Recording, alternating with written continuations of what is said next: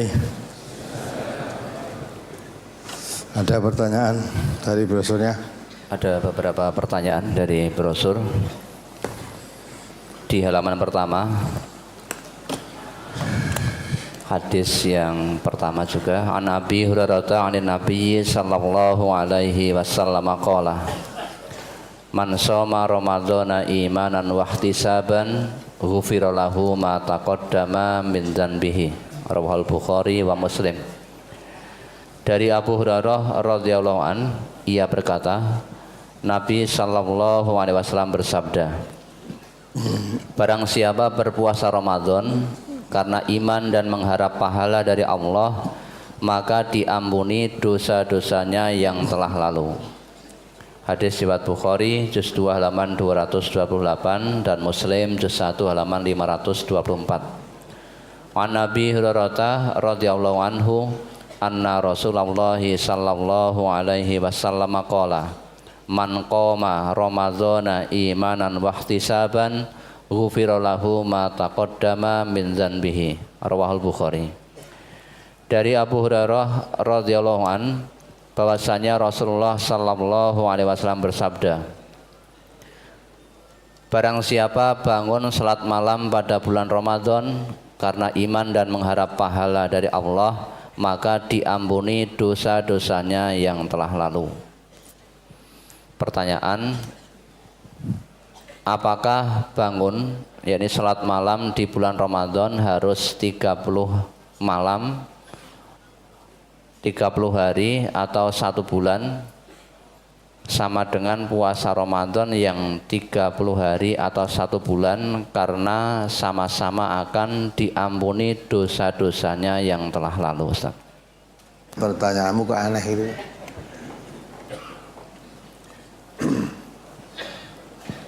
Jadi Rasulullah itu mengatakan, barang siapa berpuasa di bulan Ramadan didorong karena iman dan hanya mengharap ridhonya Allah, diampuni semua dosa-dosanya. Nah, orang yang mengerti, ya, bulan Ramadan itu bulan penuh berkah, dan di bulan itu ada 1 malam yang lebih baik daripada berapa? 1000 bulan. Karena malam itu diturunkan Al-Quran. Diturunkannya Al-Quran pada bulan Ramadan. Maka pada saat itulah Rasulullah menganjurkan supaya bulan Ramadan itu dipergunakan banyak untuk beribadah. Apalagi tujuan Ramadan itu, puasa Ramadan, sejak diwajibkannya sampai hari kiamat nanti tujuannya tidak pernah berubah. Tujuannya apa? La'alakum tattaqun, ya, la'alakum tattaqun, ya, supaya mencapai ketakwaan kepada Allah. Nah, orang yang menginginkan ketakwaan kepada Allah, ya, tentu apapun yang dianjurkan oleh Rasulullah, ya, diperintahkan oleh Allah Subhanahu wa taala, tidak diabaikan. Ya. Maka Rasulullah di hadis lain tadi kan dijelaskan kan bahwa puasa Ramadan itu diwajibkan. Di bulan Ramadan itu berpuasa. Rasulullah menekankan, ya, disunahkan untuk sholat pada malam harinya. Yang mewajibkan puasa itu Allah Subhanahu wa taala. Rasulullah yang memberikan contoh, mensunahkan. Dalam arti untuk menghidup-hidupkan Ramadan, malamnya Rasulullah memberikan contoh untuk sholat qiyamul lail. Ya, lah apa jumlahnya?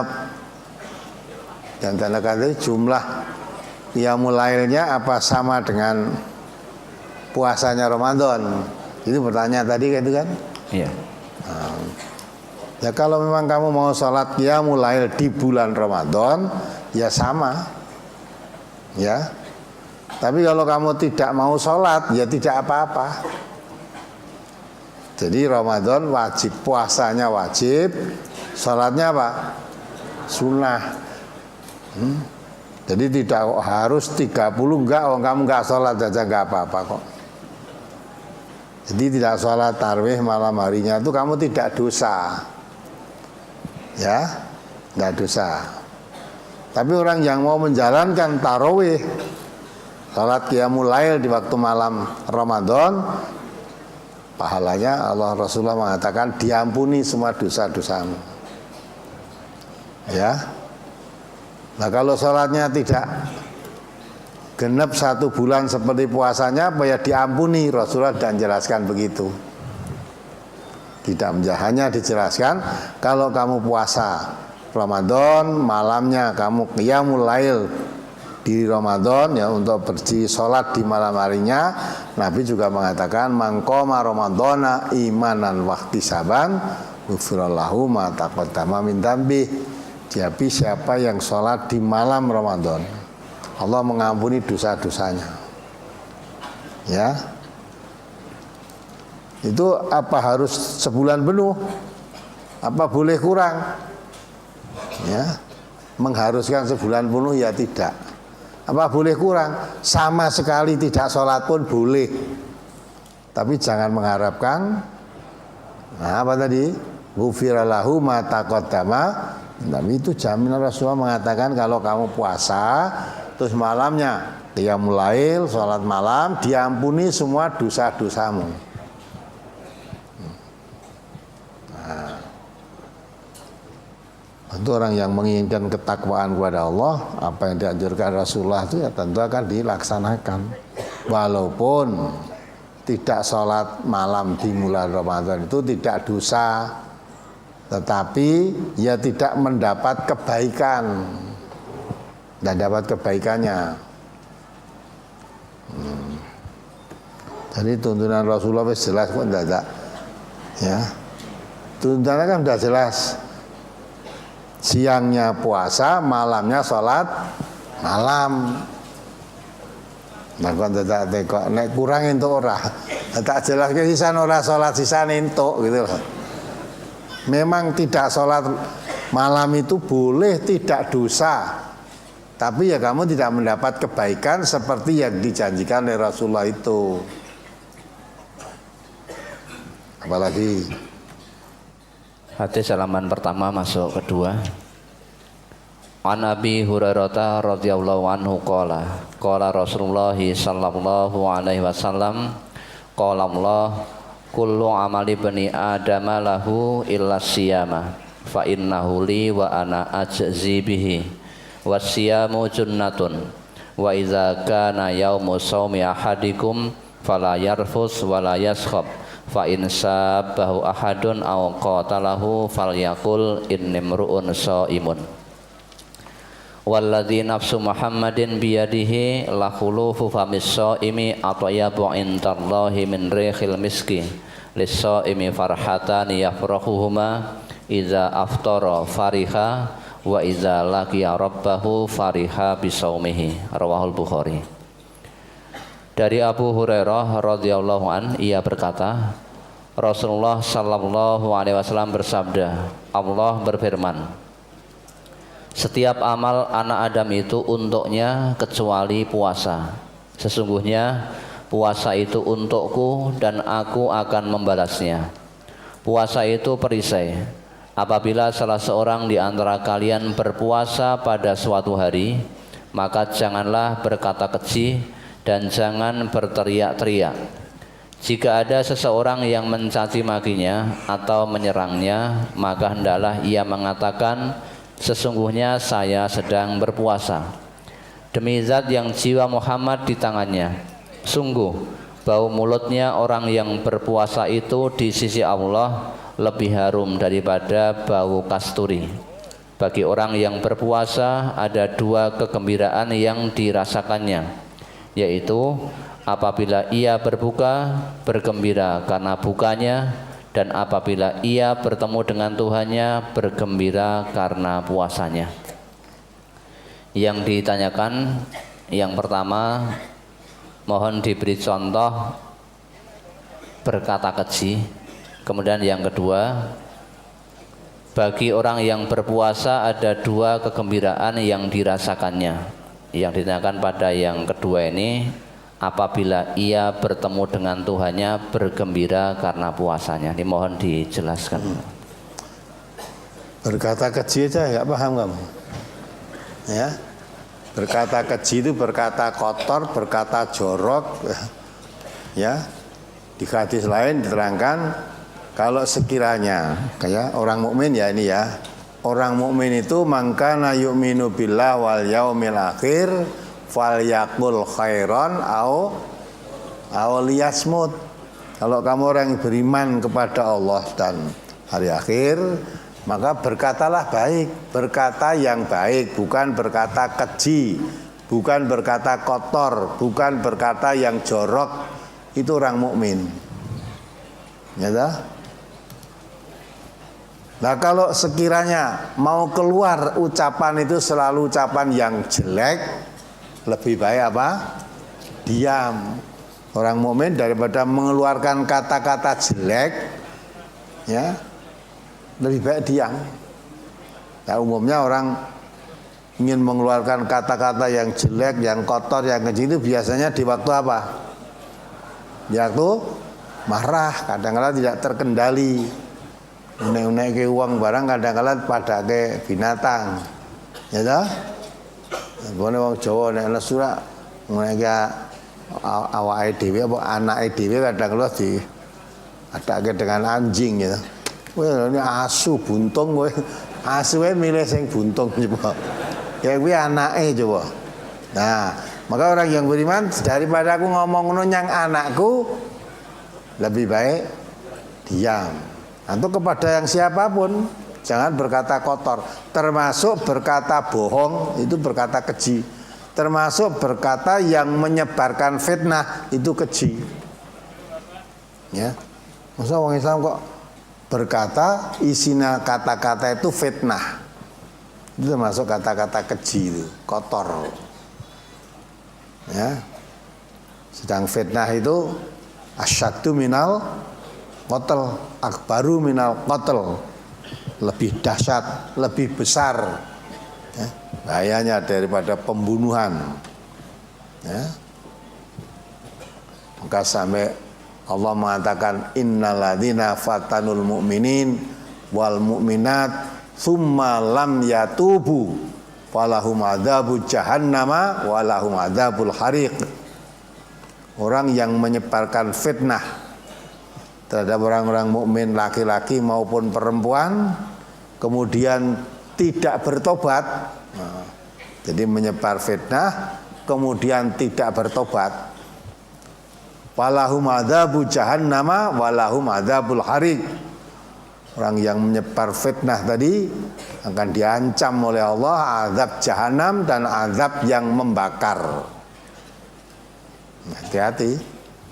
Maka puasa kok mulutnya ucapannya kotor, apalagi mulutnya keluar fitnah dari ucapan-ucapannya.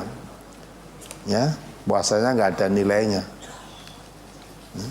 Gugur puasanya nilainya.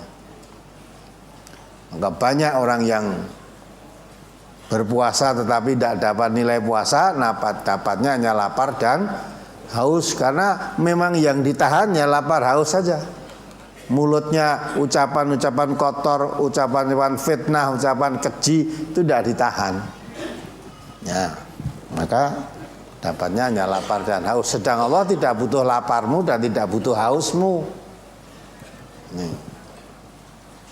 Tuh ya. Kemudian yang kedua, orang yang berpuasa dapat dua kesenangan.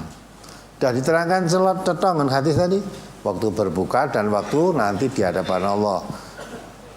Saudara yang tanya itu kalau mau berbuka senang apa susah? Saudara saya tanya, yang tanya nih, ketika akan berbuka dengan akan sahur senang mana? Nah, umumnya seperti buka ya. nanti sambil dengarkan tausiah di radio apa lihat TV nek suwe-suwe ora ndang adzan kok suwe men iki. Tausiah kok suwe men kok ora ndang adzan lho sing mbok arep-arepi adzane apa ya itu karena apa senang walaupun berbukanya apa adanya lah. Kalau berbuka itu senang. Nah, itulah orang yang berpuasa kalau puasanya imanan wahtisaban dapat dua kesenangan. Satu kesenangan ketika akan berbuka, yang kedua kesenangan besok di hadapan Allah. Ya, nanti dimasukkan ke surga. Pintunya surga aja khusus untuk orang yang berpuasa. Namanya apa? Royan. Tidak boleh dimasuki yang orang yang tidak pernah berpuasa. Nah, ya. Samping itu dia menjadi orang yang bertakwa kalau puasanya sampai tujuan dapat kesenangan di hadapan Allah. Tapi kalau tidak, ya dapatnya hanya satu, senang ketika akan berbuka saja. Dia pada Allah nggak dapat apa-apa karena dapatnya hanya lapar dan haus. Itu ya. Maka puasa itu tidak hanya menjaga tidak makan, tidak minum saja, tapi harus menjaga sesuatu yang merusak nilai-nilai puasa, termasuk berkata-kata kotor, berkata keji, menyebar fitnah, itu termasuk merusak nilai puasa. Apalagi masih dari hadis tersebut, apa maksud berteriak-teriak? Saya sering menyanyi di aplikasi Smul atau karaoke di HP Android dan agak berteriak-teriak menyesuaikan nada. Apa saya termasuk dalam hadis ini? Lo nyanyi kok teriak-teriak itu jadi apa? Apa jadi penyanyi apa? Ya. Ya, teriak-teriak itu artinya apa? Berbicara keras, teriak-teriak, bicara keras. Wes pikiran dewe. Nah, berbicara keras. Jadi kalau orang pikir itu kamu bicara keras, keras-keras, itu mengeluarkan tenaga. Di samping itu kalau mau bengak-bengak terus lama-lama lapar gitu dah. Nah, kalau menghemat tenaga, menghemat bicara, itu juga akan mengurangi rasa haus, rasa lapar kamu. Nek bengok-bengoknya pancen getak manuk ya boleh. Iwancine tunggu burung di sawah, nenek manuk ora mbok getak, melayu wae. Getak sing banter itu loh. Wong jenenge we ning njaba diarani getak manuk, getak iki mesti banter gitu. Nah, jadi teriak-teriak di sini maksudnya teriak-teriak yang tidak ada manfaatnya. Kalau kamu memang getak manuk ya tunggu yang sawah kan tunggu manuk sing mangan pari itu ya mesti butuhkan suara yang keras. Kamu boleh teriak-teriak. Saiki zaman maju nek perlu teriak aja cangkem wawaran gitu. Tapi manggo pengaras lebih baik itu. Nanti manuke gen saya kaget. Apalagi halaman 3 hadis yang di tengah. An Abi Hurairah taqol lamma hadara Ramadhanu qala Rasulullah sallallahu alaihi wasallam qad ja'akum Ramadhanu syahrun mubarakun iftaradallahu alaikum siyamahu tuftahu fihi abwabul jannati wa tughlaqu fihi abwabul jahimi wa tughallu fihi syayatinu fihi lailatun khairun min alfi syahrin man khurima khairaha faqad khurima. Rawahu Ahmad. Dari Abu Hurairah ia berkata, ketika tiba bulan Ramadan, Rasulullah sallallahu alaihi wasallam bersabda, telah datang pada kalian bulan Ramadan, bulan yang diberkahi. Allah mewajibkan kepada kalian berpuasa pada bulan itu. Ketika itu pintu-pintu surga dibuka dan pintu-pintu neraka jahim ditutup dan setan-setan dibelenggu. Dalam bulan itu ada suatu malam yang lebih baik dari 1000 bulan.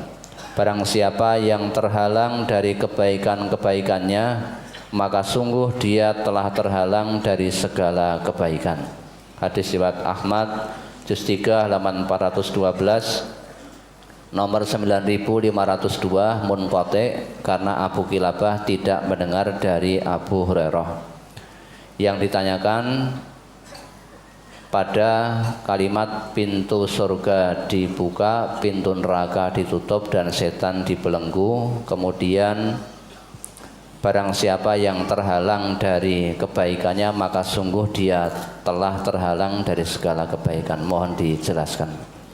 Jadi diterangkan bulan Ramadan itu bulan yang penuh berkah. Syahrun mubarakun. Ya, bulan Ramadan itu bulan yang penuh berkah. Setan-setannya dibelenggu, pintu surga dibuka, neraka ditutup. Ya dah. Ingatlah bulan penuh berkah.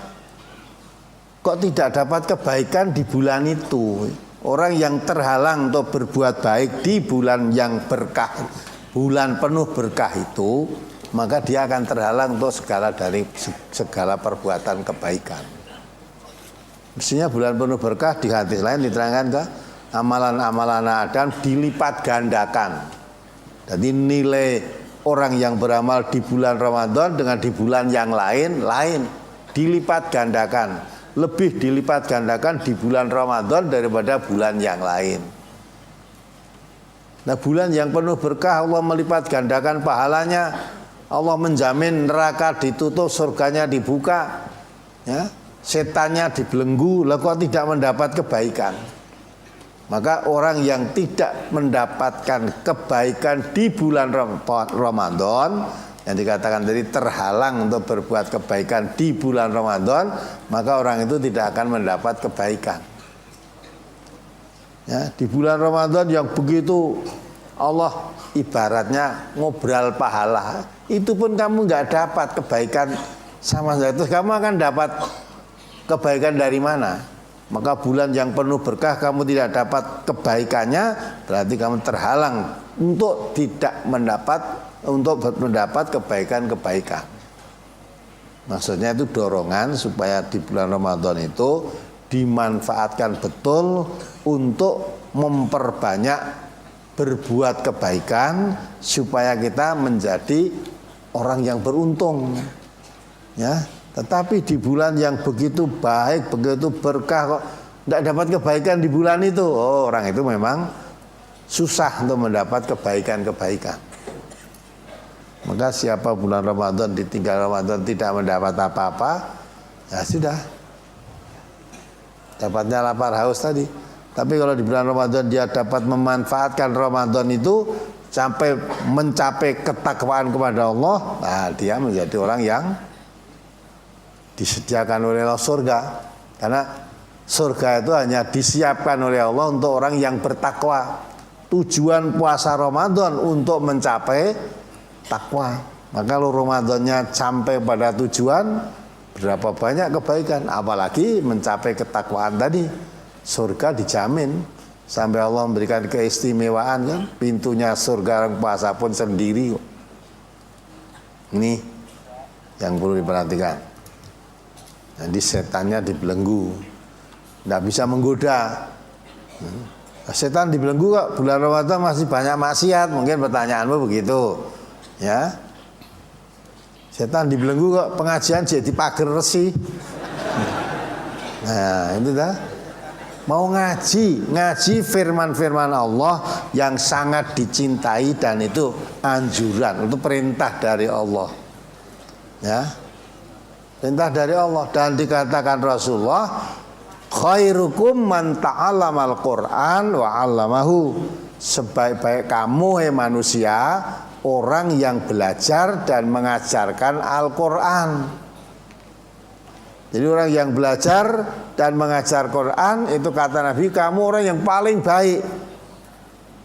Maka tempat yang disediakan untuk kegiatan belajar dan mengajar Quran berarti tempat yang paling baik juga. Disitulah dicurahkan berkah. Di bulan Ramadan setannya dibelenggu. Ya.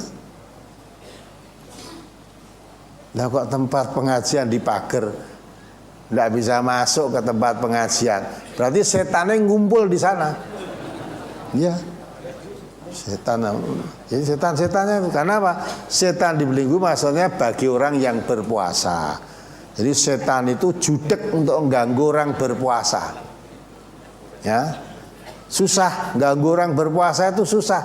Lawang ditantang. Ya, mau diserang, ditantang kok kelai aja jawabnya tadi apa? Ini saya sedang berpuasa. Ya, walaupun tak tandangi kowe ra sepiro, ning aku lagi poso. Kalau perhitungan kekuatan tuh saya menang melawan kamu. Kok kamu nantang saya? Kalau tak tandangi menang saya, tapi saya sedang puasa. Artinya jangan sampai puasa saya rusak karena melayani tantanganmu untuk berkelahi tadi. Gitu kan? Jadi jangan sampai bulan Ramadan orang yang berpuasa itu melakukan perbuatan-perbuatan yang dilarang oleh agama. Maka perbuatan yang paling baik itu ngaji, belajar Al-Quran dan mengajarkan. Orang yang menghalang pengajian itu orang yang paling jelek. Paling jelek. Menghalang itu bukan menentang kita kok, bukan menentang warga yang mau ngaji. Hakikatnya dia menentang Allah dan Rasulnya. Karena merintah ngaji itu perintah Allah. Quran diturunkan oleh Allah penuh berkah. Untuk apa? Liyadabbaru ayatihi waliyatadzakara ulul albab. Quran diturunkan penuh berkah. Maka bulan Ramadan juga dikatakan bulan yang penuh berkah. Karena pada bulan itulah diturunkan kitab suci Al-Quran. Quran diturunkan untuk apa? Liyadabbaru ayatihi, untuk dipelajari tiap-tiap ayatnya. Waliyatadzakara ulul albab, orang yang mempunyai akal fikiran dengan mempelajari Al-Quran supaya mendapat pelajaran. Jadi Quran itu penuh pelajaran, maka dipelajari, ya dapat pelajaran. Maka dikatakan oleh Rasulullah, orang yang belajar dan mengajar Quran itu orang yang paling baik di antara kamu. Lah kita ke sana di pagar itu tidak boleh masuk gedung karena untuk ngaji. Sebelum kita ngaji biasa, ya, tidak apa-apa. Tukang-tukang barang gawe gedung itu orang yang ganggu. Orang ngaji, gawe gedung. Lah barang wis dadi mau dipakai untuk ngaji, untuk apa itu? Untuk ngaji toh, pagar rapat. Ya setane ning kono kuwi. Ya, kalau dia orang berpuasa tentu tidak mau berbuat begitu. Jelas itu orang tidak berpuasa. Loh, puasa orangnya puasa. Kalau dia puasa dapatnya hanya lapar dan haus dan dosa. Nah, dosanya apa? Menentang Allah dan menentang Rasulullah. Allah memerintahkan untuk mengkaji ayat-ayatnya. Rasulullah mengatakan orang yang paling baik belajar dan mengajar. Di situ berlangsungnya belajar, kegiatan belajar dan mengajar Al-Quran. Tidak boleh. Nah itulah, biar dirasakan akibatnya nanti. Allah tidak tidur. Dan mau berapa lama toh orang hidup mau mengganggu, menghalangi pengajiannya, dikira hidup terus toh. Dikira hidup terus. Ya, Abu Lahab pamannya Nabi itu. Abu Lahab pamannya Nabi. Ketika Nabi belum menyebarkan Al-Quran, ya tidak apa-apa, wong itu ponakannya kok. Ya tak? Malah orang Quraisy pada umumnya mengatakan Muhammad itu Al-Amin, orang yang sangat jujur, dapat dipercaya. Semuanya senang pada perilaku Muhammad itu. Tapi setelah Muhammad menerima wahyu dari Allah yaitu Al-Quran, menyebarkan Al-Quran, baru wah Muhammad sekarang gila. Muhammad kurang akal, cocoknya sinting gitu. Merusak agama nenek moyang, merusak kebiasaan. Apa yang dilarang, apa yang disenangi malah dilarang, apa yang tidak disenangi malah disuruh mengerjakan. Itu tujuan, karena menyebarkan Quran. Makanya namanya Abu Lahab, pamannya itu, ya, menghalang-halangi dengan sekuat tenaga. Tidak hanya Abu Lahab saja, termasuk siapa? Istrinya. Wa mra'atuhu hammalatal hatab, istrinya yang selalu menggendong kayu bakar. Kayu bakar maksudnya kayu fitnah. Keluar masuk kampung menyebar fitnah. Kalau nanti ada orang namanya Muhammad mengaku jadi nabi, jadi rasul, menyebarkan Quran, ketahuilah itu keponakan saya, itu orangnya gila. Karena sing nyebar ke pamane rak dipercaya makanya, ya dah? Nah gitulah. Tapi apa? Sampai Allah turun tangan, tabbat yada abi lahabiu wa tab. Ma aghna anhu maluhu wa ma kasab. Rugi kedua tangan Abu Lahab. Jadi usahanya Abu Lahab itu rugi. Ma aghna anhu maluhu. Ya kan? Semua usahanya dengan harta kekayaannya wa ma kasab dan apa yang diusahakan tidak membawa manfaat pada dirinya. Ya. Segala yang diusahakan walaupun didanai dengan dana yang besar tidak berhasil untuk membendung Muhammad Rasulullah menyebarkan Al-Quran. Tadi sia-sia. Istrinya kesana kemari gendong kayu bakar, menghalang-halangi. Bahkan di dalam tafsir diterangkan membawa kayu bakar di samping menyebar fitnah, keluar masuk kampung menyebar fitnah. Kayu bakar itu artinya ya untuk apa itu membakar-bakar kebencian. Juga di dalam tafsir itu diterangkan membawa kayu berduri, di mana tempat-tempat yang akan dilewati Nabi beserta pengikutnya dalam mengembangkan dakwah dikasih duri-duri supaya nanti kalau lewat situ kakinya nginjak duri, biar celaka maksudnya. Ya, biar celaka. Itu sampai istrinya Abu Lahab itu terkenal, Ummu Jamil, katanya orangnya cantik gitu, mempunyai kalung yang harganya sangat mahal, kaya kok. Dia rela kalungnya ini dikeluarkan untuk membiayai dakwahnya Muhammad supaya tidak berkembang. Rela habis hartanya untuk membelanjai jalan setan itu dia rela. Tapi kata Allah, ma aghna anhu maluhu wa ma kasab. Tidak akan ada artinya, sia-sia. Hartanya yang dikorbankan, usahanya yang diusahakan, kegiatan yang diusahakan, semuanya sia-sia. Tidak akan berhasil. Ya, itulah Abu Lahab. Nah, orang yang menghalangi dakwah dengan cara berbagai macam cara, itu warisan sifatnya Abu Lahab. Tidak akan berhasil, nggak akan berhasil. Allah turun tangan, pasti Allah turun tangan. Ya, siapa berani menentang Allah? Ya. Samping itu dia merasa hidup lama-lamanya. Kalau Allah mengendaki Allah, kamu baru di stop jantungmu semenit, saya mati kamu sudah. Iya, jangan dikira mumpung kuat, wah kuat kok. Untuk itu, bakal celaka. Kalau Allah turun tangan, siapa yang akan menolak? Siapa yang bisa menghadapi? Ya, pertolongan Allah itu. Dan itu terbukti. Ya, setiap penyebar Al-Quran pasti ada hambatan-hambatan. Tapi Allah tidak tinggal diam, pasti Allah turun tangan. Nah kalau belum itu diberi tangguh oleh Allah. Diujo sih. Dibaca coba surat Ibrahim 42 itu. Diujo.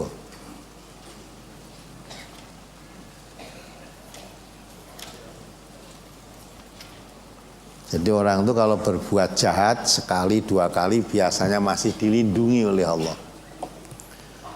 Masih diberi kesempatan, bukan dilindungi, diberi tangguh, bukan dilindungi ya, kejahatan tidak mungkin diberi tangguh.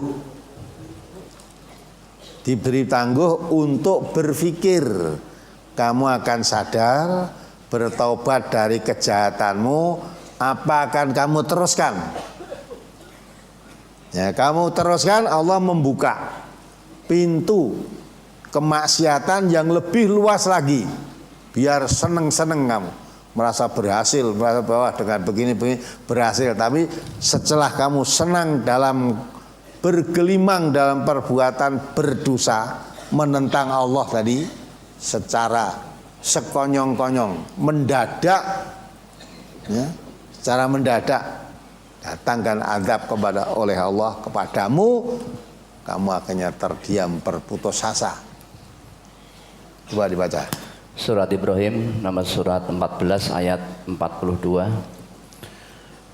Wala tahsabannallaha ghafilan amma ya'maludz zalimun innama yuakhiruhum liyaumin tashkhasu fihil absar. Dan janganlah sekali-kali kamu Muhammad mengira bahwa Allah lalai dari apa yang diperbuat oleh orang-orang yang zalim. Perhatikan ini ya. Jangan kau mengira kalau Allah belum memberikan azab kepada orang yang berbuat zalim, ya. Jangan dikira Allah lalai. Ya. Allah selalu memperhatikan. Mengapa tidak segera diberi azab oleh Allah? Terus, sesungguhnya Allah memberi tangguh kepada mereka sampai hari yang pada waktu itu mata mereka terbelalak. Ya. Diberi tangguh. Ya, berbuat kedzaliman, berbuat kejahatan, gini ya ora apa-apa ya rasakno. Diberi tangguh oleh Allah itu maksudnya diberi kesempatan. Kamu akan segera berhenti dari kejahatanmu atau kamu malah nekat. Kalau nekat dibaca surat Al-An'am ayat 44. Akibatnya rasakan nanti. Jadi beri tangguh oleh Allah tidak digunakan untuk berpikir yang sehat, malah merasa wah menang, wah berhasil, wah ya dengan cara ya berbagai cara dibuka oleh Allah. Surat Al-An'am nomor surat 6 ayat 44.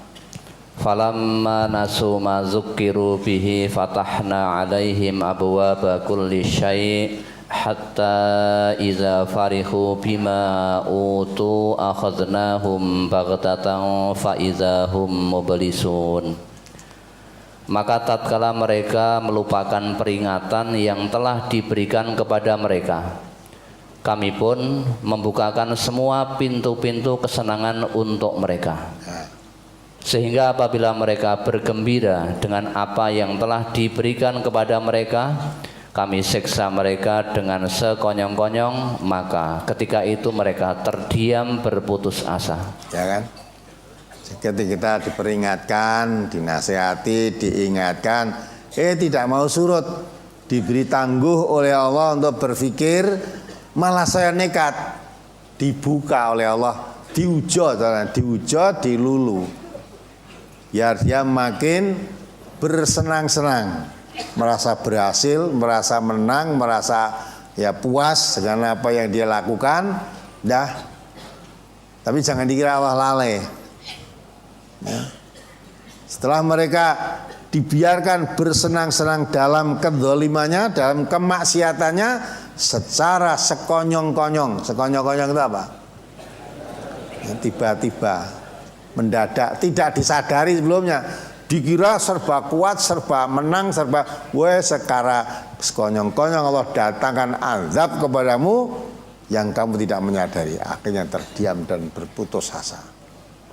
Maka kalau orang berbuat zalim kok selamat, jangan dikira Allah lalai. Kamu diberi tangguh oleh Allah. Diberi tangguh itu masih dikasihani oleh Allah. Mau nekat apa mau sadar? Kalau nazar segera bertobat, Allah mengampuni dosamu. Kalau nekat malah dibuka jalan untuk banyak berbuat maksiat. Nah, ketika kamu sedang asik dalam bergembira dengan menikmati kedzalimanmu, kemaksiatanmu, kerusakanmu, datangkan oleh Allah azab secara mendadak yang kamu tidak menyadari. Nah ini. Jadi yang dimaksud setan dibelenggu itu bagi orang yang berpuasa. Setan itu menggoda orang berpuasa itu susah. Tapi ya ditantang barang jak gelut ya jawabnya aku lagi poso. Ya. Digoda dengan apapun tidak bisa. Maka setan dikatakan oleh Nabi dibelenggu sudah. Ibaratnya setan mau menggoda puasa dengan cara apapun tidak bisa. Nah, kalau orang berpuasa kok malah masih mudah digoda setan, nah sudah. Mulai aja itu. Poso-poso tidak boleh jualan makanan siang hari, tidak boleh. Kok tidak ganggu loh, kok digoda. Baru digoda makanan sudah medot itu kok. Ya, itu. Lah nek yang di ora nek makanan wis ora terganggu. Maka kalau nanti di ada warung dilala cedak warung sate pas luwe-luwe mambu bakarane sate kuwi. Wah, yang weteng kurucuk-kurucuk, wah jendok dodol kuwi awan-awan. Nah, bagaimana kamu dengan begitu itu? Nah itu ya, kalau kamu orang berpuasa walaupun dituntut dan kepingin mau makan mau minum karena haus, setannya judek. Wow, sisu minum ya tidak mau, kasih makan ya tidak mau, dah puasa kok. Maka Allah mengatakan, ya Adam itu puasa untukku karena dia menahan lapar, menahan minum karena aku, karena apa itu takutnya kepada Allah. Nah, maka setan menggoda puasa susah. Orang berpuasa itu digoda dengan cara apapun setan tidak akan berhasil. Maka dikatakan dibelenggu. Lah karena setan dibelenggu tidak bisa berbuat maksiat manusianya, maka surganya dikatakan dibuka luas. Bagi orang yang berpuasa surga dibuka luas. Nerakanya ditutup. Karena jalan neraka itu karena tergoda, terganggu oleh setan. Lah setan tidak bisa menggoda, maka nerakanya ibaratnya tertutup. Itu pemahamannya. Jadi jangan mempunyai pemahaman nek mati bulan Ramadan itu mesti mlebu swarga. Lah ngopo? Lah nerakane tutup. Mbok maksiat kaya ngopo kalau mati bulan Ramadan mesti masuk surga. Sebaliknya walaupun amalnya baik kalau mati bulan Ramadan ya masuk surga. Amalnya jelek ya masuk surga. Dong nerakanya ditutup. Kalau wong mati bulan Ramadan itu beruntung. Ya dah. Untung. Wes amalnya jelek-jelek barang masuk surga. Oh, nerakanya ditutup. Mestinya orang ini masuk neraka. Tapi karena neraka ditutup ya akhirnya masuk surga. Bukan begitu, maka pemahaman itu maksudnya neraka ditutup itu bagi orang yang berpuasa karena tidak mudah digoda setan sehingga amalan-amalan yang dilakukan selalu amal yang baik yang mengarah kepada surga. Nah, itu maksudnya. Dan selalu menghindari perbuatan-perbuatan yang membawa dosa, perbuatan-perbuatan setan yang membawa kepada perbuatan dosa. Maka digambarkan Rasulullah bagi orang yang berpuasa itu nerakanya ditutup karena amalannya selalu amalan baik yang mengarah kepada ke surga. Ya, apalagi tadi masih di hadis tadi, man khurima khairaha faqad khurima. Barang siapa yang terhalang dari kebaikannya, maka sungguh dia telah terhalang dari segala kebaikan. Ya iya. Terhalang kebaikan, untuk berbuat kebaikan itu terhalang. Artinya terhalang untuk mendapat kebaikan. Nah, untuk mendapat kebaikan terhalang berarti kan dia tidak akan mendapat kebaikan. Setiap akan berbuat baik terhalang. Ya. Nah, biasanya orang yang terhalang, mudah terhalang berbuat baik itu kata Allah, wa amma man bakhila wastaghna wa kadzdzaba bil husna fasanu yasiruhu lil usra. Ya. Jadi orang yang bakhil dan mendustakan kebenaran, maka orang itu fasanu yasiruhu dimudahkan oleh Allah lil usra.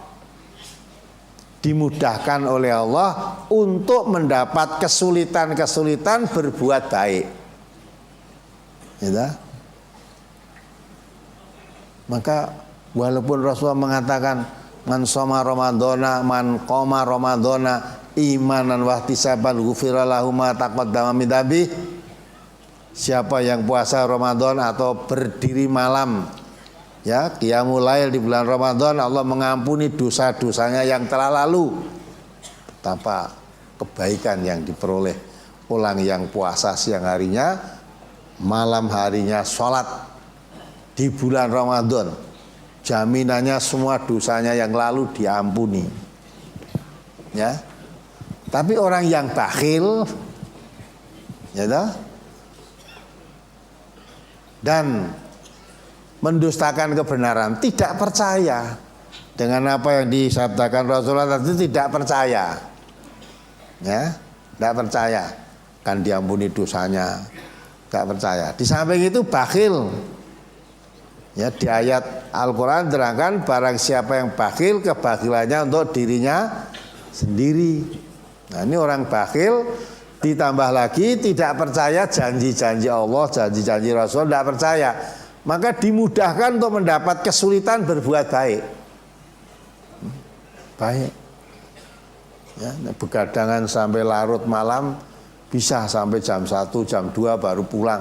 Ning qiyamul lail, salat malam di bulan Ramadan itu susah, alangan neneng wae. Ada saja. Ngaji begini juga.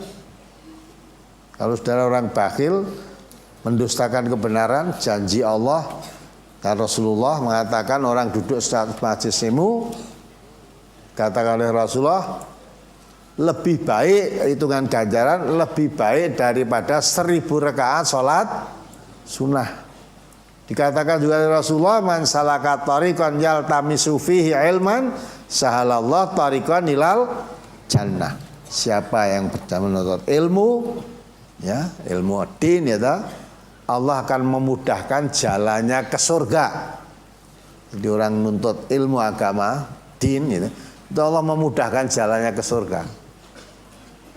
Ya, nah kalau meyakini kebenaran janji Allah, janji Rasulullah itu, mencari ilmu dimudahkan jalan surga. Duduk sesaat di majelis ilmu, pahalanya lebih baik daripada 1000 rakaat sholat sunnah. Kalau meyakini untuk mendapatkan itu mudah. Tapi kalau tidak percaya, samping bakhil dia Allah apa tenan. Nah. Sehingga walaupun badannya sehat, kendaraan ada, uang siap, tapi untuk datang di majelis ilmu itu susah. Ada sejalangannya. Ya. Wis direncana barang arep mangkat dilalah. Kemarin sehat lah, barang arep mangkat mencret malah. Orang mangkat, wah aku arep mangkat mencret aku. Udah. Biasa sok minggu sing arep teko. Minggu teko arep mangkatnya dilalah muntah-muntah ganti. Mau muntah tuh ngisor saya itu dhuwur. Ada saja. Dah. Waduh kira ya besok lagi akan berangkat. Udah siap mau berangkat, dilalah piting gembos. Bos pokoknya ada saja halangan nih. Sehingga untuk mendapat kebaikan itu halangannya itu cepat. Dimudahkan oleh Allah mendapat halangan untuk berbuat kebaikan. Kebaikan. Nah, inilah. Tapi orang yang membenarkan, orang yang suka bersedekah dan membenarkan kebaikan, dimudahkan oleh Allah untuk mendapat kebaikan, mudah. Wa man a'ta, siapa yang suka memberi, wa taqwa, dan bertakwa kepada Allah, wa shadaqa bil husna, dan membenarkan kepada kebaikan, janji-janji Allah yang baik, janji Rasulullah yang baik, meyakini, membenarkannya. Maka orang mengatakan fasanu yasiruhu lil yusra, dimudahkan oleh Allah mendapat kebaikan. Jadi untuk mendapat kebaikan itu mudah gitu, karena yakin kebenarannya. Yang termasuk saudara-saudara, mudah-mudahan termasuk ya dimudahkan yang dari jauh-jauh, ya, nafar keluar dari rumah, ya, biaya sendiri, meninggalkan rumah sampai pulang 5 hari Berangkat sampai pulang kan 5 hari. Tambah lagi sebelum pulang datangi pengajian di Majelis Ilmu ini. Ngantuk-ngantuk sisan. Nafar malamnya melakukan beribadah, mendalami ilmu, sholat, disambung sahur. Karena gini kan kari ngantuk Tapi alhamdulillah walaupun menahan ngantuk masih bisa datang. Iman-iman orang tua itu dimudahkan oleh Allah. Ya. Dimudahkan oleh Allah untuk mendapat kebaikan. Ya. Ibaratnya kemarin ya terasa badannya gemerbek walaupun di rumah ya sakit dan sebagainya, dilala pas saatnya ngaji itu sembuh, bisa berangkat ngaji. Lain dengan yang mendustakan kebenaran tadi, saatnya ngaji malah mencret tadi. Ini kemarin mencret ngaji malah mari, arep ngaji ini mari pampet, udah ngaji udah, sehingga yang tadinya sakit bisa dimudahkan oleh Allah dapat kebaikan. Lah yang tadinya sehat karena dia mendustakan kebenaran, tidak percaya janji Allah, janji Rasulullah, tidak percaya, akhirnya dimudahkan mendapat halangan untuk berbuat kebaikan. Nah inilah perlu dipahami ya. Sehingga mudah-mudahan dengan demikian kita menjadi orang yang dimudahkan oleh Allah dapat kebaikan, kita bersyukur. Kalau kamu bersyukur dengan nikmat itu, Allah menambah kenikmatannya lah. Nikmat-nikmat yang lebih banyak lagi akan diberikan pada Allah, yang kita tidak tahu apa yang akan diberikan lagi. Nah, makin mantap dengan agama Allah, makin disyukuri, makin banyak nikmat yang diberikan oleh Allah kepada kita yang tidak disangka-sangka. Ya, apalagi berikutnya brosur halaman 4, hadis yang pertama.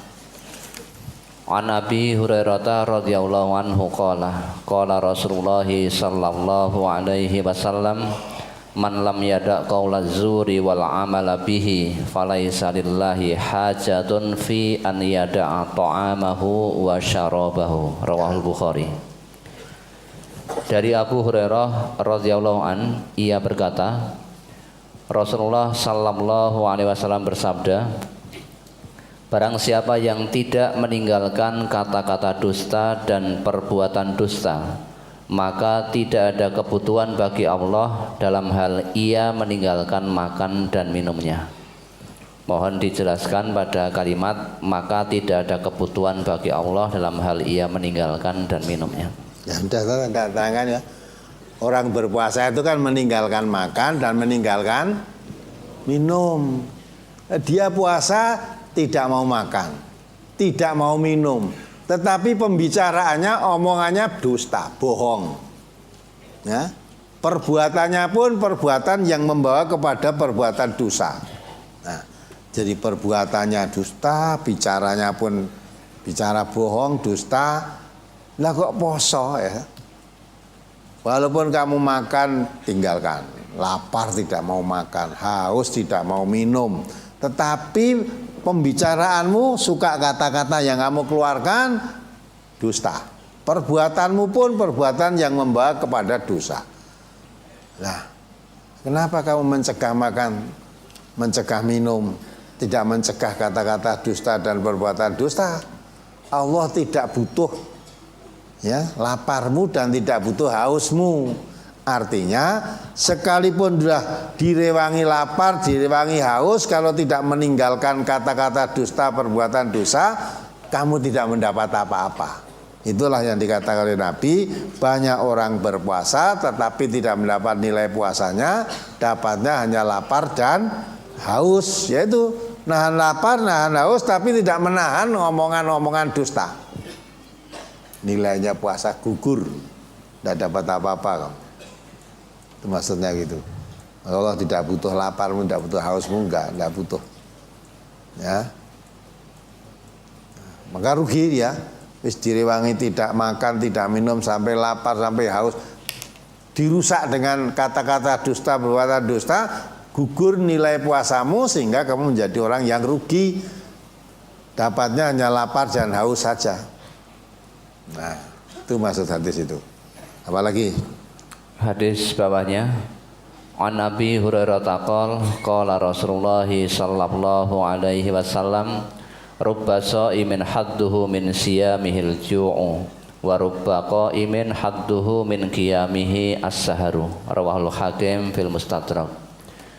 Dari Abu Hurairah ia berkata, Rasulullah sallallahu alaihi wasallam bersabda, betapa banyak orang yang berpuasa hanya mendapatkan lapar dari puasanya itu, dan betapa banyak orang yang sholat malam dari sholat malamnya itu hanya mendapatkan tidak tidur.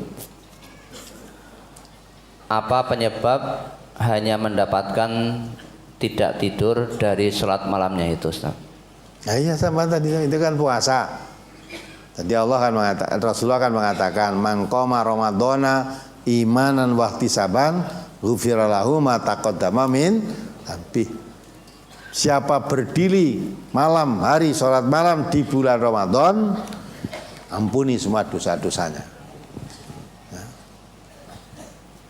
dia berdiri sholat malam dan puasa siang harinya, tapi dia tidak meninggalkan kata-kata dusta, kata-kata bohong, tidak meninggalkan perbuatan-perbuatan keji, perbuatan yang jorok. Nah, itu kan, maka dapatnya tidak diampuni dosa-dosanya yang lalu, tapi dapatnya lapar dan haus dan tidak tidur, ngantuk aja dapatnya. Lapar, haus dan ngantuk. Ngantuknya karena apa? Karena malam bangun untuk qiyamul lail. Lah laparnya apa? Memang saya menahan lapar wong poso, menahan haus karena puasa. Ya, lah itu dapatnya. Dan saya malam sholat malam, tapi dirusak dengan kata-kata dusta, perbuatan dusta itu tadi, karena maka rusak semua. Puasamu tidak dapat apa-apa. Dapatmu hanya lapar, haus dan tidak tidur tadi dapatnya. Maka puasa itu tidak hanya menahan lapar dan haus, tapi semua perbuatan yang merusak nilai puasa harus kita hindari. Apalagi halaman 5, hadis yang bawah. An Sahlin radhiyallahu anhu anin Nabi sallallahu alaihi wasallam qala, inna fil jannati baban yuqalu lahur rayyanu yadkhulu minhu as-shaimuna yaumal qiyamati la yadkhulu minhu ahadun ghairuhum yuqalu aina as-shaimun fayaqumuna la yadkhulu minhu ahadun ghairuhum fa iza dakhalu ughliqa falam yadkhul minhu ahadun. Rawahul Bukhari. Dari Sahal radhiyallahu an, dari Nabi sallallahu alaihi wasallam, beliau bersabda, sesungguhnya di dalam surga terdapat pintu yang disebut Rayyan, yang mana besok pada hari kiamat orang-orang yang berpuasa masuk dari pintu itu, dan tidak ada seorang pun yang masuk dari pintu itu selain mereka. Dikatakan, di manakah orang-orang yang berpuasa? Maka mereka berdiri, tidak ada seorang pun selain mereka yang masuk darinya. Apabila mereka sudah masuk, maka pintu itu ditutup sehingga tidak ada seorang pun yang masuk darinya. Dari hadis ini, yang dimaksud puasa di sini apakah hanya puasa Ramadan atau puasa-puasa sunnah yang lain seperti Senin Kemis, Daud, puasa Syawal, puasa Arafah dan sebagainya? Ya, tapi Nabi tidak memerinci. Ya. Jadi jelas itu orang yang gemar berpuasa. Ya, gemar berpuasa sebagai penghargaan orang yang gemar berpuasa masuk surga, diberi pintu khusus namanya pintu Rayyan. Ya, itu tentu tidak hanya puasa wajib saja, maka orang itu gemar puasa. Nah, kalau puasanya wajib saja kan, ya, hampir semua orang Islam, ya tidak hampir, ya semua orang Islam, ya. Karena dia orang Islam betul, mesti menjalankan puasa Ramadan. Nanti masuk lewat pintu Rayyan semua, masuk surga. Orang Islam tidak ada yang tidak puasa kok. Ya, tidak ada yang puasa. Tapi kok seolah-olah dikhususkan. Nah, tentu ini tidak hanya bulan puasa Ramadan saja. Ya tentu orang ini orang yang gemar berpuasa. Ya, tentunya gemar berpuasa tidak hanya puasa wajib saja. Tidak hanya Ramadan, ya puasa-puasa yang lain. Puasa sunnah, puasa Senin Kemis atau puasa Daud yang itu kan. Ya. Jadi itu orang yang gemar puasa diberi keistimewaan oleh Allah, masuk surganya nanti pintu khusus. Diterangkan di situ oleh Nabi kan, tidak ada yang masuk pintu itu kecuali orang yang berpuasa. Ya. Jadi orang masuk surga banyak, tapi yang khusus lewat pintu royan itu hanya orang yang berpuasa saja. Nah, apalagi? Apakah boleh seorang suami mencampuri istrinya saat sudah maghrib? Dia membatalkan atau berbuka puasa dengan tidak minum atau makan, tapi dengan mencampuri istrinya. Apa ini diperbolehkan? Ya sudah kamu jalani kok baru tanya itu gimana? Ya? Nah, sing tekon niku mau mesti ngelakoni kuwi. Nah, mestinya kalau kamu mau tanya dulu baru engko dilakoni. Lah wis nglakoni kok lagi tekon. Ya lah. Umpama tidak boleh kamu mau apa wis kebacut. Lah untung boleh.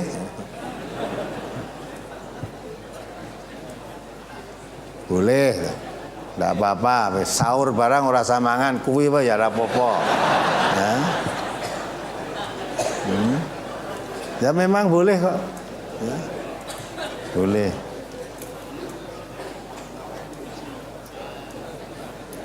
Dah, nanti diulangi lagi ya. Kemarin bukanya ya buka itu ya ditekoke entuk wes baleni wae kok kan dia. Umpama retok kamu kena denda. Ya. Ya, boleh. Apalagi ya tanyakan. Saya seorang perempuan pernah karena lelah selesai sholat asar ketiduran sampai hampir waktu isya. Apa saya juga tidak boleh berbuka seperti hadis tersebut yang disebutkan dalam hadis halaman 9 dan 10 itu? Nah, mulai nek maca sing tenanan. Mula ngaji perlu toh. Walaupun sudah ditunjukkan brosur wis kon maca dhewe ora mudeng. Coba wacana nek hadisnya. Dibaca ayo hadisnya. Halaman 9. Dari Abdullah bin Ka'ab bin Malik, ia menceritakan dari ayahnya. Ia berkata, dahulu pada bulan Ramadan, orang-orang apabila berpuasa ketika tiba saat berbuka lalu tidur, maka dia tidak boleh makan, minum dan mencampuri istrinya hingga berbuka hari berikutnya. Pada suatu malam, Umar bin Khattab datang dari sisi Nabi Sallallahu Alaihi Wasallam setelah berbincang-bincang dengan beliau. Ketika itu ia mendapati istrinya telah tidur, padahal ia ingin mencampurinya. Lalu ia membangunkannya. Maka istrinya berkata, sesungguhnya aku sudah tidur. Umar berkata, tetapi aku belum tidur. Kemudian Umar mencampurinya. Dan Ka'ab bin Malik pun berbuat seperti itu. Keesokan harinya Umar bin Khattab datang kepada Nabi Sallallahu Alaihi Wasallam memberitahukan hal itu.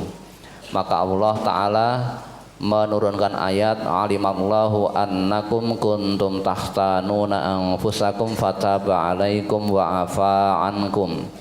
Allah mengetahui bahwasannya kalian tidak dapat menahan nafsu kalian. Oleh karena itu Allah mengampuni kalian dan memaafkan kalian. Ya, apa yang ibu tanyakan tadi kan nggak kado dengan itu.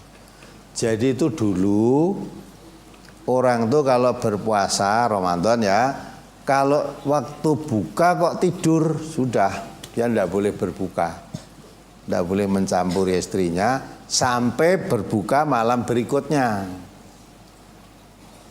Ya, nah, kebetulan itu terjadi pada Umar bin Khattab. Habis ketemu Nabi, berbincang-bincang dengan Nabi sampai lama perbincangannya, sehingga saat itu menjelang berbuka sampai Berbuka sudah pulang. Nah, sampai di rumah mendapati istrinya sedang tidur. Wah, tidur iki wis ra entuk buka, kudu tekan sesuk neh bukanya. Nah, kebetulan mendapati itu Umar sampai di rumah kepingin menyampuri istrinya. Istrinya bilang, "Saya sudah tidur." "Ya nah aku rak urung." "Saya belum." Nah, gimana? Istrinya udah tidur, suaminya belum. Istrinya dilarang karena udah tidur untuk bercampur. Lah suaminya belum tidur, dibolehkan. Lah istri dilarang, terus suami dibolehkan, terus nyampuri siapa? Nah, maka terus Allah turunkan ayat itu.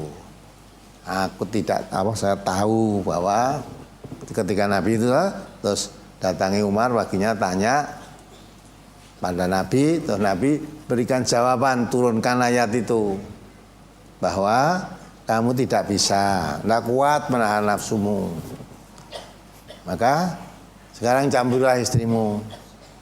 Ya, di samping itu bulan Ramadan itu tidak diharamkan mencampuri istrinya di malam hari, maka ukhilla lakum lailatas syam rafatu ila nisaikum, ya, hunna libasulakum wa antum libasulahun, ya.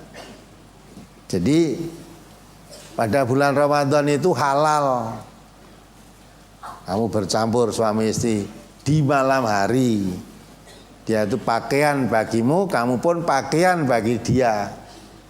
Ya, halal. Dulu sebelum turun ayat itu, yaitu kalau berpuasa sudah waktu buka kok tidur, tidak boleh buka kecuali buka nanti puasa berikutnya. Nah, itulah. Jadi kalau tadi begitu, itu dulu setelah terjadi peristiwa seperti itu, tanyakan pada Nabi, Nabi diberikan wahyu oleh Allah yang menjawab pertanyaan itu. Berarti walaupun sudah tidur, ya, waktu buka tidur, tidak mengapa. Sampai diterangkan oleh Allah, bulan Ramadan tidak haram berkumpul suami istri, tetapi di malam hari. Jadi ibu yang tidur tadi tidak terkena ayat itu, tidak. Mau itu dulu. Setelah turun ayat itu berarti bebas. Malam hari mau campur dengan istrinya bebas, tidak ada larangan. Nah, kalau siang hari boleh nggak? Boleh. Tapi harus membayar denda. Dendanya apa? Puasa 2 bulan berturut-turut, ya. Dan puasanya batal nggak? Batal, ya. Batal, terus ganti nih orang kok puasa sehari ndak kumpul 1 kali, gantinya puasa 2 bulan berturut-turut. Kan ada peristiwa tadi, ada laki-laki datang kepada Nabi, ya, celaka saya Rasulullah. Celaka. Kenapa? Saya terlanjur ngumpuli istri saya di siang hari. Dan Nabi dia, kamu puasa 2 bulan berturut-turut? Tidak mampu ya Rasulullah. Ya, tidak mampu. Ya, kamu memberi makan 60 orang miskin. Apa ada yang lebih miskin daripada saya ya Rasulullah? Ya, dari Jazirah ini, dari perbatasan tepi sana sampai tepi sana, yang paling miskin itu saya. Saya. Gitu? Nah, akhirnya orang itu duduk delek-delek di sisi Nabi. Akhirnya ada sahabat-sahabat tahu orang ini susah nih. Suruh memberi makan 60 miskin, tidak punya. Gitu? Akhirnya diberi ada yang buat 1 keranjang kurma itu, ya, Pak Nabi, ya udah 1 keranjang kurma ini, ya, kamu bagikan pada orang-orang miskin sana. Ya, itu terkatakan yang paling miskin itu saya ya Rasulullah. Orang yang di atas saya kemiskinannya ndak ada, saya paling miskin. Ya sudah, wes gawanan pulih pangan sak anak bojomu. Nah itu Rasulullah sampai ketemu orang ini sampai tertawa, tampak gigi gerahamnya. Wong ki polos, lugune kok aneh-aneh gitu. Ora kok terus sesuk kumpul meneh ganti kaine ora. Nah, itu penyesalan tadi perbuatan itu. Apalagi? Bersurah halaman 8 masuk ke 9. An Jabir bin Abdullah radhiyallahu anhu qala kana Rasulullah sallallahu alaihi wasallam fi safarin fara'a zihaman wa rajulan qad dhullila alaihi faqala ma hadza faqalu shaimun faqala laisa minal birri shauma fis safari rawahul Bukhari. Dari Jabir bin Abdullah radhiyallahu an, ia berkata, ketika dalam suatu perjalanan Rasulullah sallallahu alaihi wasallam melihat kerumunan orang dan seseorang telah dinaungi.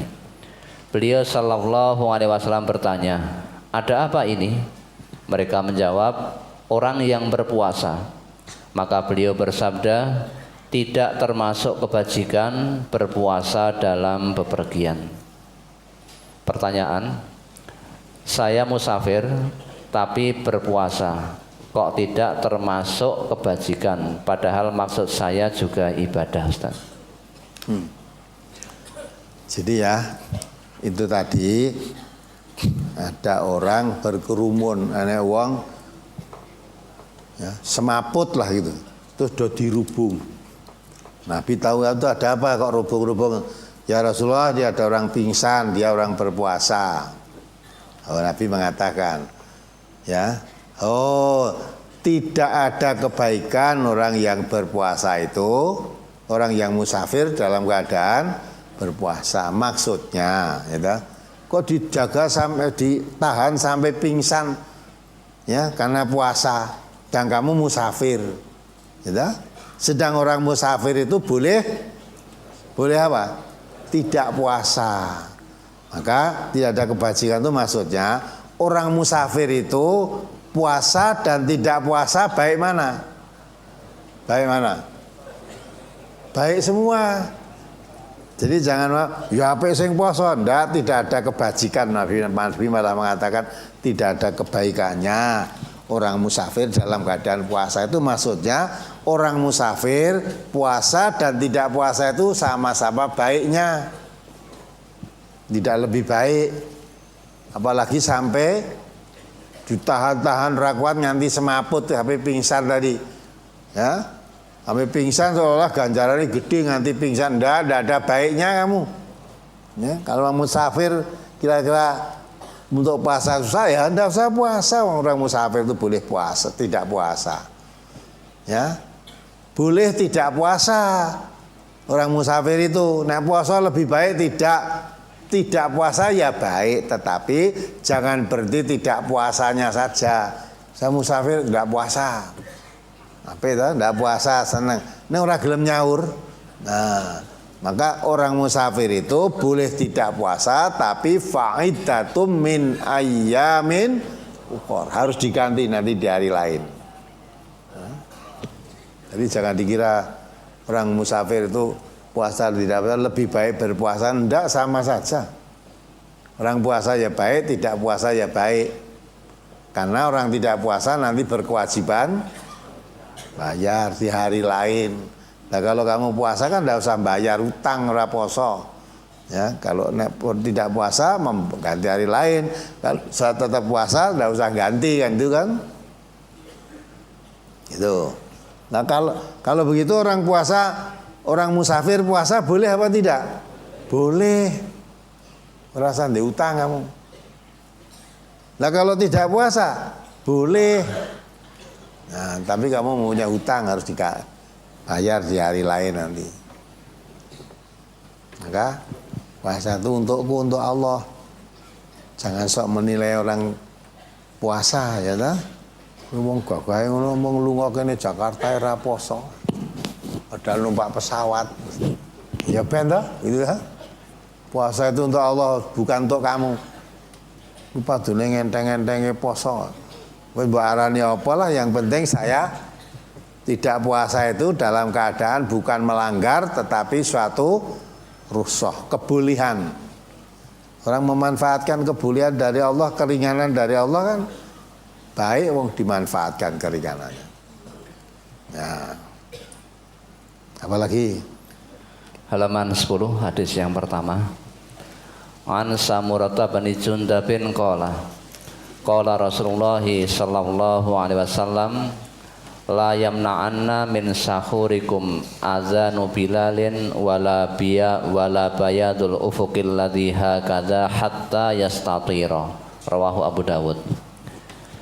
Dari Samurah bin Jundab, ia berkata, Rasulullah sallallahu alaihi wasallam bersabda, janganlah azannya Bilal menghalangi sahur kalian, dan jangan pula terangnya ufuk yang tegak demikian, sehingga terangnya ufuk itu melintang dan menyebar. Hadis ini mohon dijelaskan. Jadi Bilal itu dulu kalau adzan itu masih angka malam, belum waktu subuh udah adzan. Sekarang ya ada tuh orang adzan sebelum subuh. Sering dengar nggak? Nah, enggak.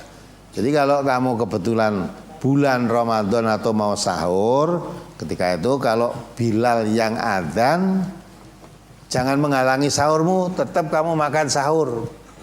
Karena Bilal itu kalau adzan masih belum waktu subuh. Ya. Manggil-manggil orang biar siap-siap bangun, udah waktu subuh. Maka belum waktu subuh berarti kalau kamu puasa masih adzan Bilal itu masih boleh makan sahur. Ya itu. Walaupun fajar timur sudah mulai terang, tapi kalau terangnya itu jejak begitu, ufuknya yang terang itu masih jejak begitu, itu masih boleh makan. Nah kecuali kalau terangnya sudah menyebar. Nah coba dilihat nanti kalau pagi lihat sebelah timur sana. Nanti kalau fajar timur itu masih jejak begitu, masih boleh sahur. Tapi kalau terangnya sudah menyebar, nah itu berarti sudah masuk subuh, tidak boleh. Sahurnya harus berhenti, tidak boleh makan sudah. Itu maksudnya begitu. Apalagi? Nah kalau sudah menyebar begitu, di hadis lain diterangkan, ya kamu melihat benang hitam, ya benang hitam sudah tampak putih, artinya ketika masih gelap. Aslinya benang itu putih, aslinya benang itu putih. Kalau benang putih dilihat masih hitam, oh berarti masih gelap. Lah nanti kalau benang putih itu tadinya hitam, ketika masih gelap masih tampak hitam, fajar dilihat tampak putih, oh benang aslinya putih, tampak berarti ini sudah fajar. Maka kalau sudah tampak benang hitam menjadi benang putih tadi, berarti sudah fajar.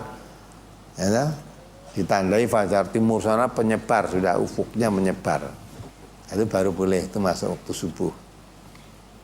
Apalagi? Masih di halaman 10 hadis yang paling bawah.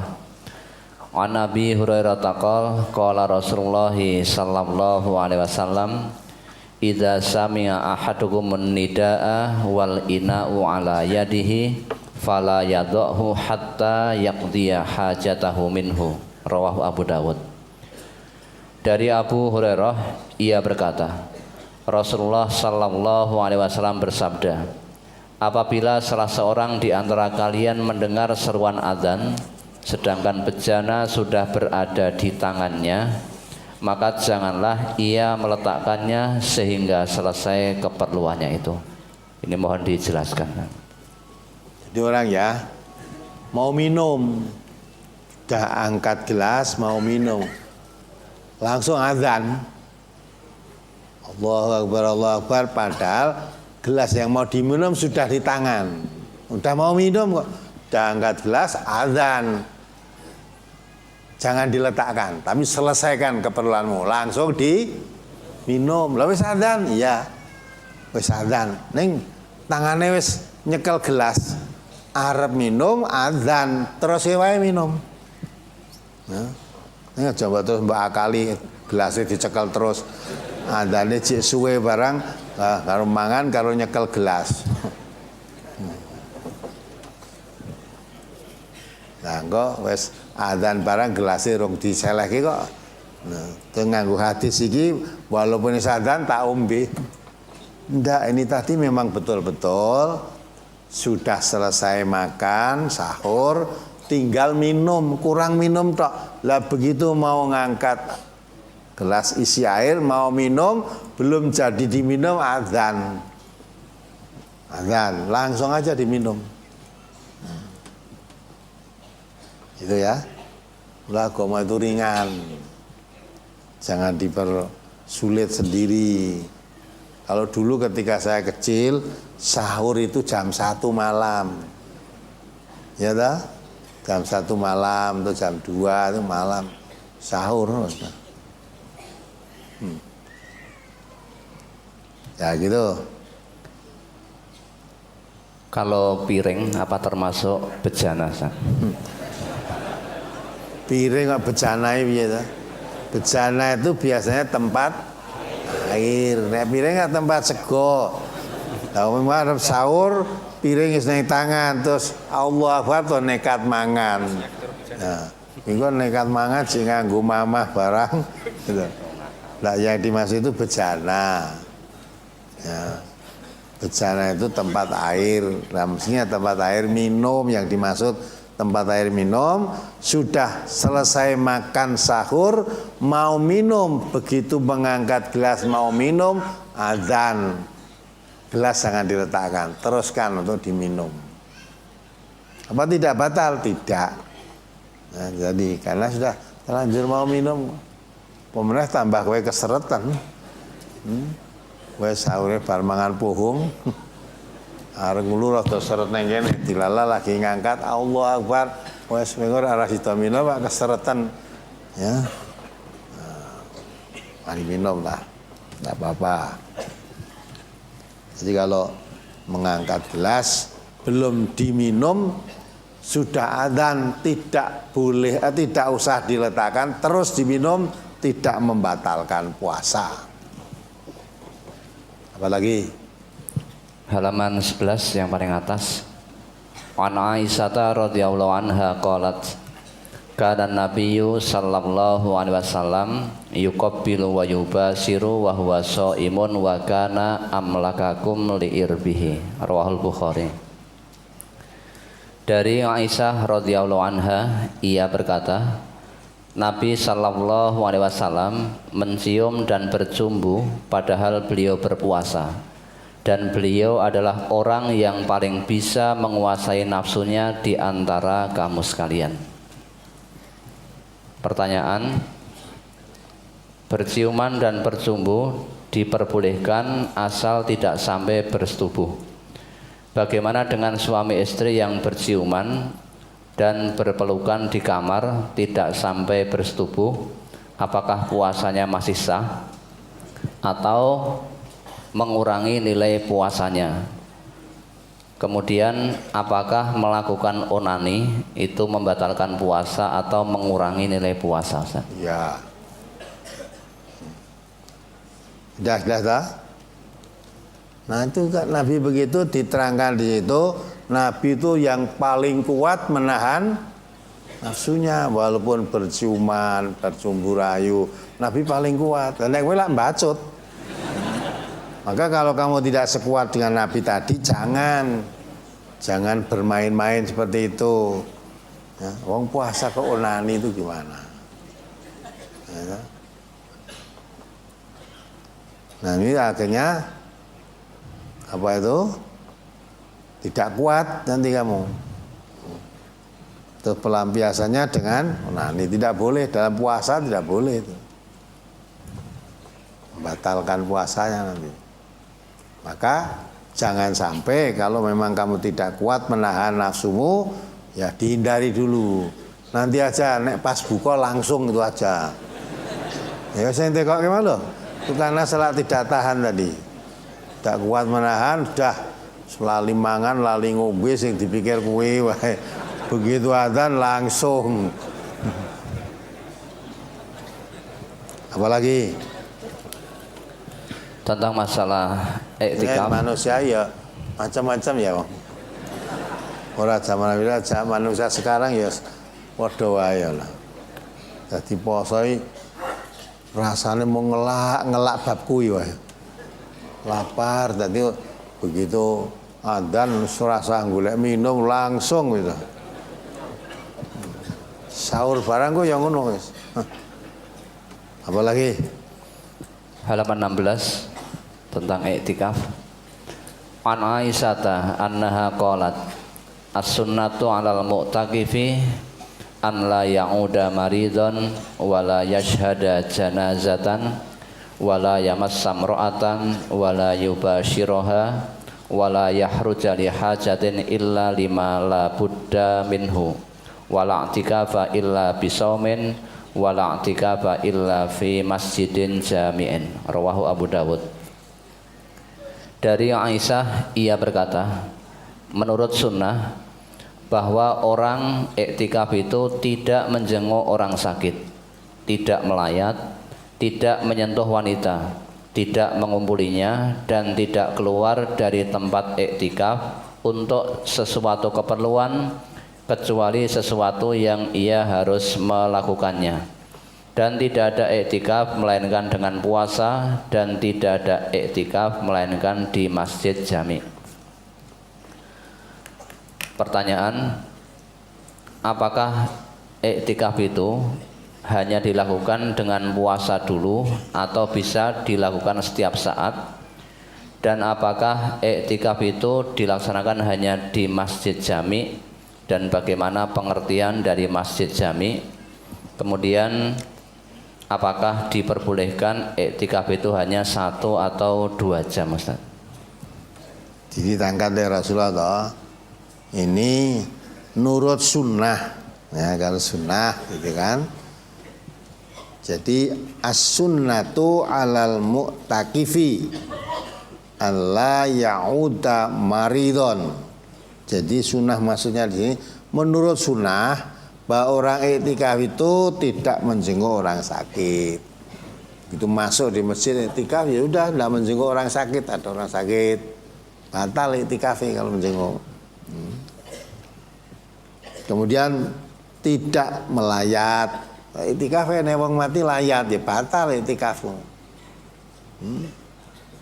Tidak menyentuh wanita, tidak mengumpulinya. Iktikaf kok ngumpuli istinya batal. Jadi iktikafnya batal. Itu menurut sunnah. Menurut sunnah itu begitu masuk masjid beleng iktikaf ya sudah. Tidak layat. Tidak ada orang sakit, tidak jenguk orang sakit, sampai tidak keluar, tidak masuk rumah. Di masjid, iktikaf itu di masjid. Kecuali untuk suatu keperluan yang tidak bisa diwakilkan. Nah, kamu iktikaf di masjid, ada keperluan mau BAB, ya, diwakilkan ra iso kuwi. Aku ane wakilono, ra iso gitu. Maka itu boleh keluar untuk BAB nanti kembali lagi, iktikaf lagi, ya. Nah, itu keluar masuk rumah itu tidak bisa diwakilkan orang lain, ya nggak bisa. Nah, maka itulah iktikaf menurut sunnah Nabi seperti itu, ya. Dan puasa, maka Nabi diterang-terangkan dalam iktikafnya itu, ya kalau di bulan Ramadan, tadi puasa kan. 10 hari akhir di bulan Ramadan Nabi iktikaf. Tapi iktikaf tidak puasa boleh apa tidak? Boleh saja, tetapi nek nurut sunnah iktikaf itu tadi puasa. Dan Nabi diwayatkan banyak iktikaf ya di waktu bulan Ramadan itu. 1 tahun Nabi tidak pernah iktikaf. Ya, tidak pernah iktikaf. Kemudian dijalankan kalau dulu 10 hari jadi 20 hari Nabi itu. Atau bulan iktikaf tidak bisa Ramadannya dilaksanakan iktikaf bulan Syawal, itu kan. Nah, jadi yang menurut sudah yang betul iktikaf itu ya itu. Tapi tidak harus bulan Ramadan Etikaf di bulan-bulan lain tidak Ramadan ya boleh etikaf itu. Masjid jami itu maksudnya masjid yang digunakan untuk sholat jamaah. Memang masjid itu sholat jamaah, untuk Jumatan, untuk sholat jamaah. Jadi etikaf neng langgar ngono iku ora enek. Model gini kan langgar itu toh. Masjid yang digunakan untuk berjamaah. Etikaf neng musola itu. Musola ngomah etikaf di rumah ada musolanya. Tak etikaf neng kono ndak ada contoh. Etikaf itu di masjid. Nah, apalagi? Apakah perempuan diperbolehkan iktikaf di masjid? Boleh. Dan Nabi setelah wafat, intinya Nabi meneruskan iktikaf dilanjutkan, tetapi tidak usah membuat tenda-tenda di dalam masjid, kan dilarang Nabi. Istri Nabi ketika itu iktikaf, Nabi istrinya ikut terus membuat tenda. Maksudnya di masjid, bikin tenda di masjid itu maksudnya kalau iktikaf masuk di dalam tenda tadi. Ya, tenda seperti ini pramuka itu loh. Kayak tenda-tenda yang masjid, masuk ke tendanya tuh iktikaf di situ. Nah, saya pertama gitu. Terus tahu begitu istri Nabi yang lain ngedeke tenda juga di masjid itu. Sampai 4 istri Nabi ngedeke tenda di masjid kabeh untuk iktikaf. Akhirnya Nabi subuh lihat, loh apa-apaan ini? Ya, siapa mendikannya? Ada yang lapor, ya Rasulullah itu istri Rasulullah yang mendikan tenda-tenda Rasulullah untuk iktikaf tadi. Ya, saya tidak melihat kebaikan adanya ini, maka suruh bongkar. Bongkar. Iktikaf boleh nek ora usah ngedeke tenda ning masjid. Ya toh? Mengapa dulu mendirikan tenda? Oh, zaman dulu itu lantainya masjid kan masih pasir, ngedeke tenda lah saya gini. Lantainya porselen, karpet, ngedeke tenda ning kono piye kowe ya. Di samping itu ya toh, kan memenuhi masjid tenaga kabeh.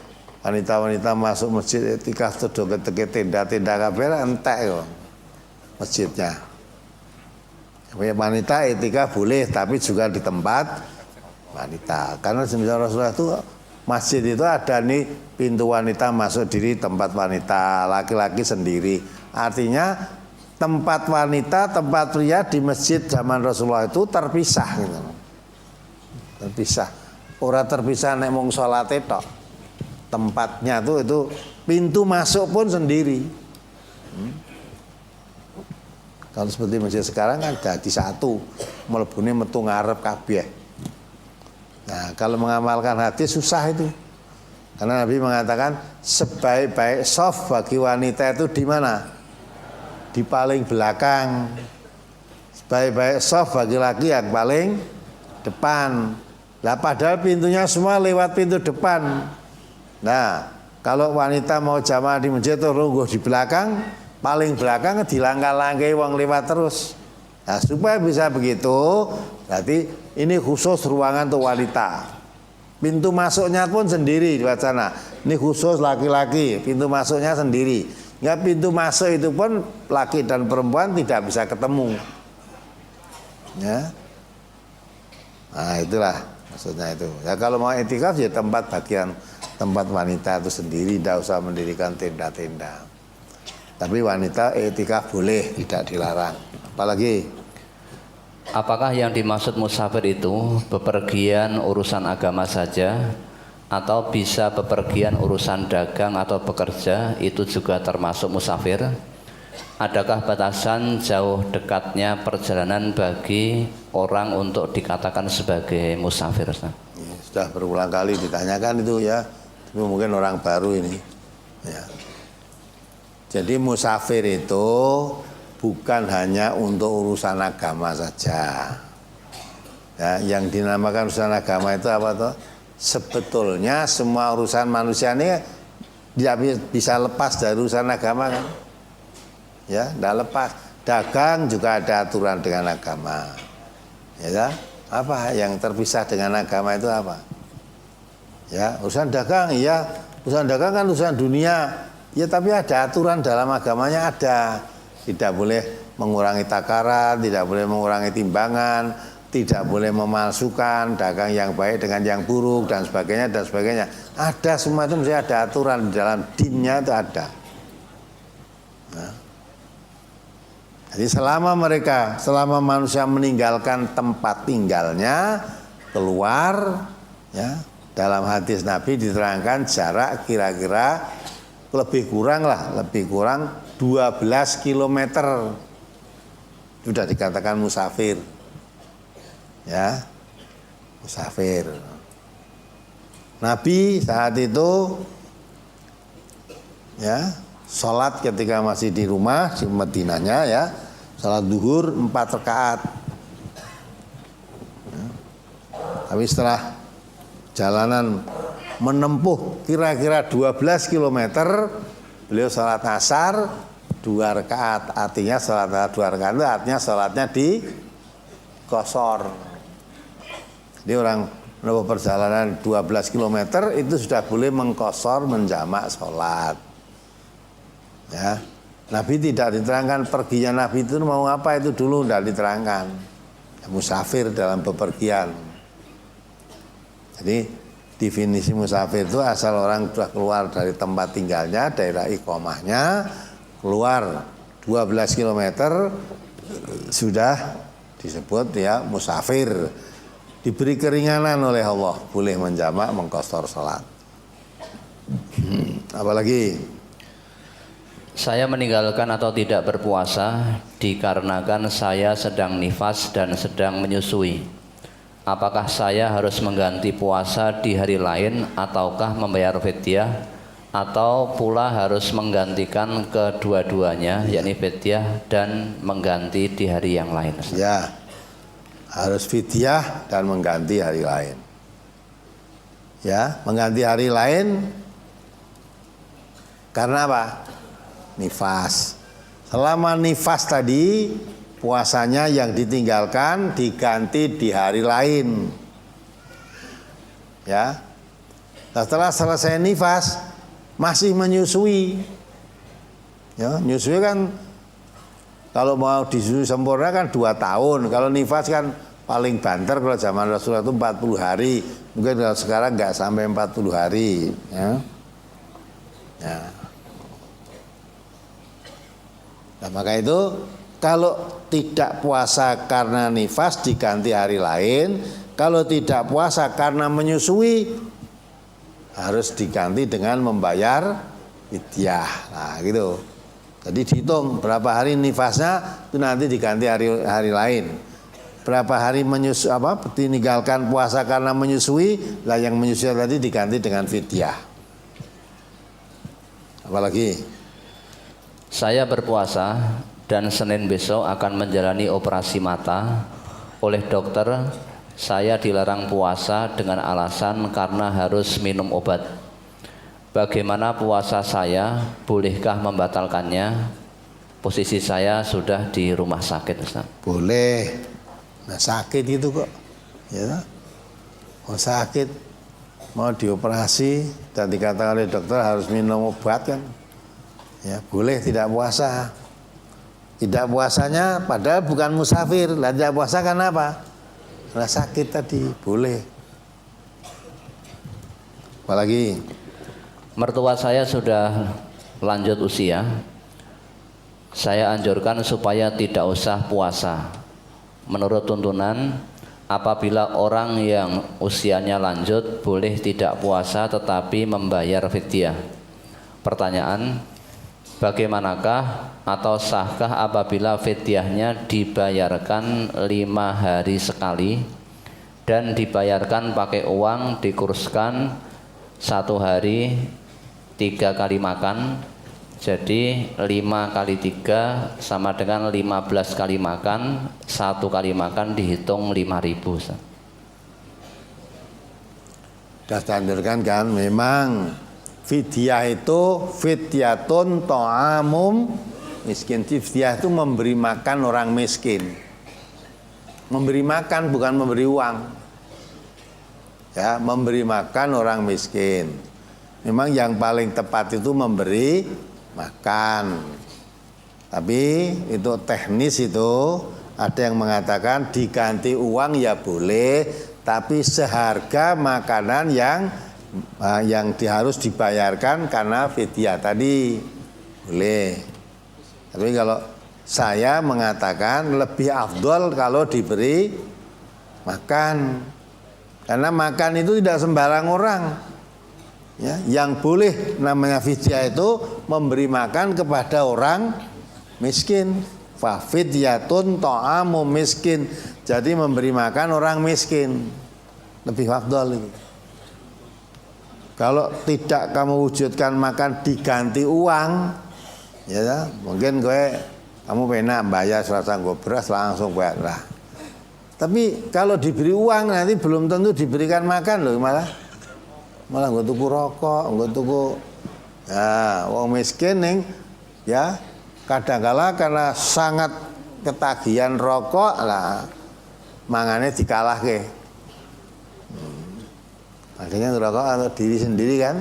Lah kalau diberikan orang miskin kan mungkin keluarganya ikut makan. Jadi aslinya fidyah itu memberi makan. Tapi mau di teknisnya diganti uang seharga makanan yang harus diberikan, ya ada yang mengatakan boleh. Ya boleh. Tapi kalau cari afdolnya lebih afdol beri makan.